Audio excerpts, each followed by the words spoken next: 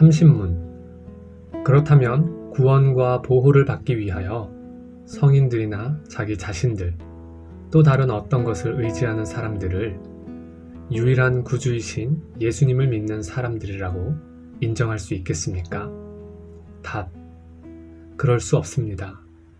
그들은 말로는 예수님이 유일한 구주시라고 자랑할지 모르지만 행위로는 부인하기 때문입니다.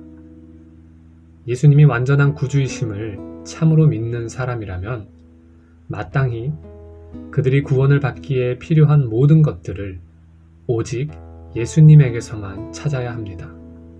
그렇지 않다면 예수님이 완전한 구주이심을 부정하는 것이 됩니다. 31문. 어찌하여 하나님의 아들을 기름 부음을 받은 자라는 뜻을 가진 이름 곧 그리스도라고 부릅니까? 답. 그 까닭은 그가 하나님 아버지에게서 임명을 받고 성령 하나님으로 기름 부음을 받았기 때문입니다. 그리하여 그는 우리의 으뜸가는 선지자이시며 교사로서 우리의 구원에 관한 하나님의 경륜과 뜻의 비밀을 우리에게 완전히 계시해 주셨습니다. 또한 그는 우리의 유일한 대제사장으로서 자신의 몸을 단번에 희생제물로 드려 우리를 구속하셨고 우리를 위하여 하나님 아버지께 계속해서 간구하십니다. 그리고 또한 그는 우리의 영원한 왕으로서 자신의 말씀과 성령으로 우리를 다스리시며 우리로 하여금 그가 우리를 위해 획득하신 구원 안에 있도록 보호하시고 보존하십니다. 32문. 그런데 어찌하여 당신은 그리스도인이라고 불립니까? 답.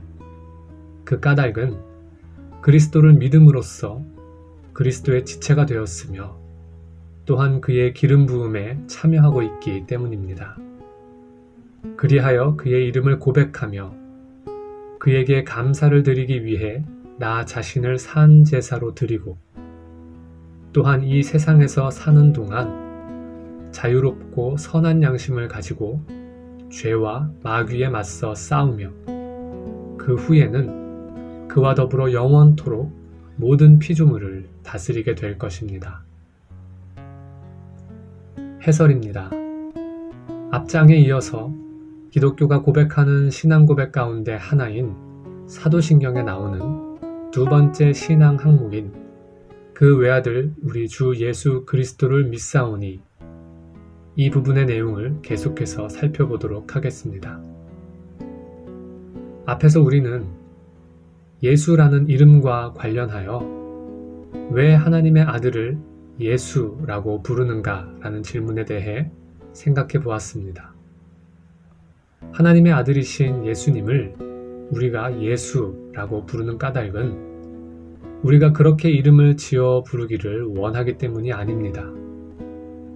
예수라는 이름은 이미 하나님께서 그의 사자를 통하여 요셉에게 그렇게 부르도록 알려주신 이름입니다. 하나님께서 하나님의 아들을 우리에게 보내시면서 그의 이름을 예수라고 일컫도록 하신 데에는 깊은 까닭이 있었습니다. 그것은 예수님이 이 땅에 오신 목적이 자신에게 속한 백성들을 구원하시기 위한 것이기 때문입니다. 예수라는 이름의 뜻은 구원자입니다. 그러니까 자기 백성을 구원하시는 분이신 예수님의 이름이 구원자라는 뜻을 지닌 예수라는 이름으로 일컬어지는 것은 너무나 당연합니다.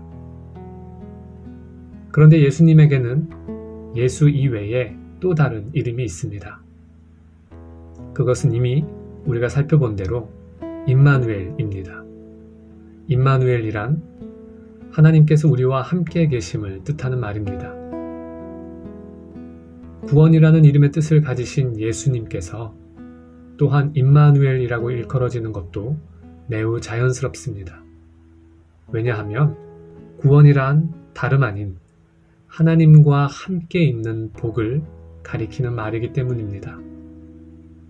우리가 죄를 범하여 하나님의 심판을 받는다는 것은 결국 만복의 근원이신 하나님으로부터 끊어짐을 뜻합니다.